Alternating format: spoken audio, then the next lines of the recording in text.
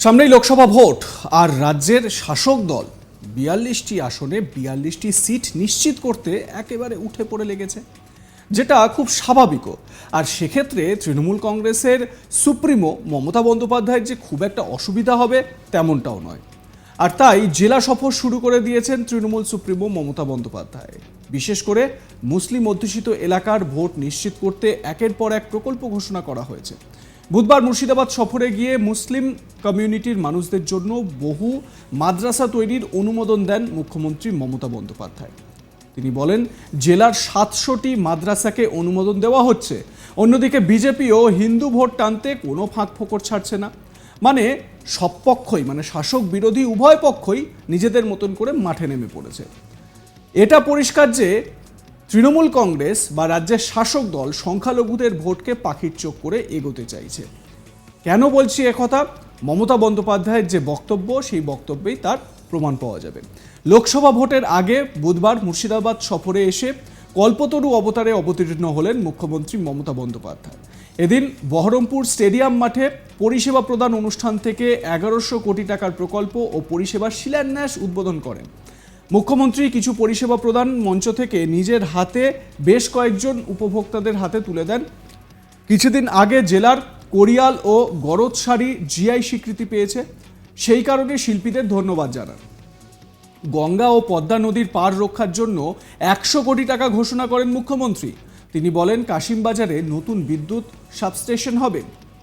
জেলার ৭০০ মাদ্রাসাকে অনুমোদন দেওয়া হয়েছে। মমতা বন্দ্যোপাধ্যায় এই বিষয়ে কি বলেছেন তার বক্তব্যটা এবারে শুনুন, যেটা আমি বললাম এতক্ষণ। কি বলেছেন মমতা বন্দ্যোপাধ্যায়, শুনে নিন। অনেকগুলো মাদ্রাসাকে, আনএডেড মাদ্রাসা প্রায় ৭০০টাকে আমরা রেকগনাইজ করছি। আপনারা জানেন, শিক্ষায় নতুন মুর্শিদাবাদ বিশ্ববিদ্যালয় ও আলিগড় বিশ্ববিদ্যালয় ৩টি কলেজ তৈরি হয়েছে, মডেল স্কুল তৈরি হয়েছে, প্রাইমারি স্কুল তৈরি হয়েছে, পলিটেকনিক তৈরি হয়েছে, কিষাণ মান্ডি তৈরি হয়েছে, ৫১টি কর্মতর্থ তৈরি হয়েছে, আমূল পরিবর্তন হয়েছে।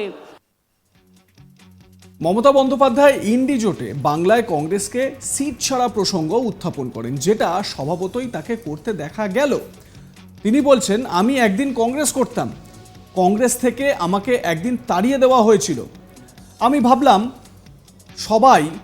সবার যে একটা গ্রেটার ইন্টারেস্ট, সেই ইন্টারেস্ট নিয়ে কাজ করব। আমি প্রথম প্রস্তাব দিয়েছিলাম, তোমাদের একটাও এমএলএ নেই, ঠিক আছে, মালদায় 2টো সিট দিচ্ছি, আমি তোমায় জিতিয়ে দেব। বলল, না, হবে না। আমি বললাম, সিপিএমের সঙ্গে চলতে পারবো না, ওরা আমার মাথায় মেরেছে, চোখে মেরেছে। তো এই ইন্ডি জোট নিয়ে মমতা বন্দ্যোপাধ্যায় কি বলছেন শোনাবো তার বক্তব্য। তবে তার বক্তব্যে এটা স্পষ্ট যে তিনি ইন্ডি জোটের যে অন্যতম প্রধান দল মানে কংগ্রেস, সেই কংগ্রেসকে নিয়ে কিছুটা ক্ষুব্ধ, বেশ কিছুটা তিনি হতাশাগ্রস্তও বলা যেতে পারে কংগ্রেসকে নিয়ে। কি বলেছেন মমতা, শুনুন। আমি মিটিংয়ে আস্তে আস্তে হেলিকপ্টার একটা মেসেজ পেলাম যে কংগ্রেসের একজন নেতা, রাহুলের নামটাই আমি বলে দিই, আমার থেকে ছোট, ওর গাড়িতে নাকি কে কাঁচ মেরেছে। পরে আমি খোঁজ নিলাম, কারণ আমরা তো এসব পছন্দ করি না, আমরা করিও না। এসব করে ফর নাথিং নাটক করে কী লাভ?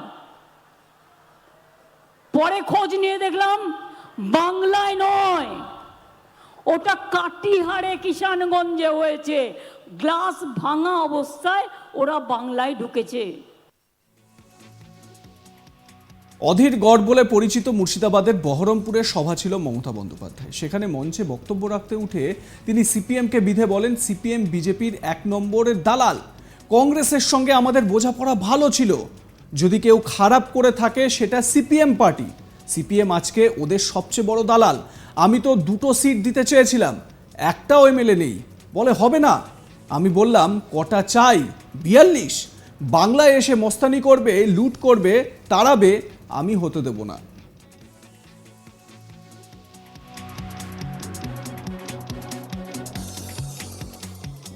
আর সিপিএম বিজেপির ১ নম্বরের দালাল।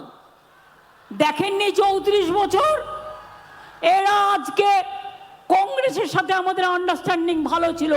যদি কেউ খারাপ করে থাকে তার নাম সিপিএম পার্টি। সিপিএম আজকে সবচেয়ে বড় দালাল হয়েছে ওদের।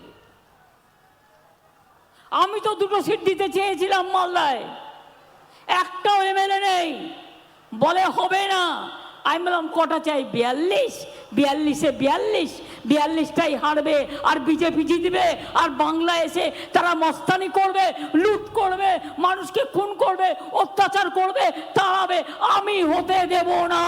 আমার ক্ষমতা আছে, হিম্মত আছে, আমি বিজেপিকে লড়তে পারি।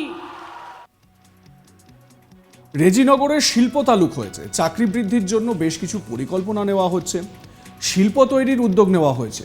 খড়গপুর থেকে মুর্শিদাবাদ পর্যন্ত নর্থ সাউথ করিডোর তৈরি হবে। 60 বছরের পর লক্ষ্মীর ভাণ্ডার বার্ধক্য ভাতায় পরিবর্তন হবে। মহিলারা আমৃত্যু ওই পরিষেবা পাবেন। আরও 13 লক্ষ মহিলা নতুন করে লক্ষ্মীর ভাণ্ডার পাবেন। 10 লক্ষ বৃদ্ধ ভাতা পাবেন 1 ফেব্রুয়ারি থেকে, অর্থাৎ 1 ফেব্রুয়ারি থেকেই বার্ধক্য ভাতা চালু হয়ে গেল। 1 লক্ষের বেশি বিধবা ভাতা দেওয়া শুরু হবে। আরও 1 কোটি কন্যাশ্রী করার লক্ষ্য আছে। ভাঙন কবলিত এলাকার জন্য স্পেশাল ব্যবস্থা নিয়ে দরকার হলে বাড়ি বানিয়ে দিতে হবে বলে জানান মুখ্যমন্ত্রী। সরকারি উদ্যোগ নিয়ে করতে হবে এই সমস্ত কাজ। জমি তো আমরা দেব, দরকার পড়লে বাড়িও বানিয়ে দিতে হবে। রাম বাম শ্যামকে টাইট করার জন্য আমাদের স্লোগান জয় বাংলা।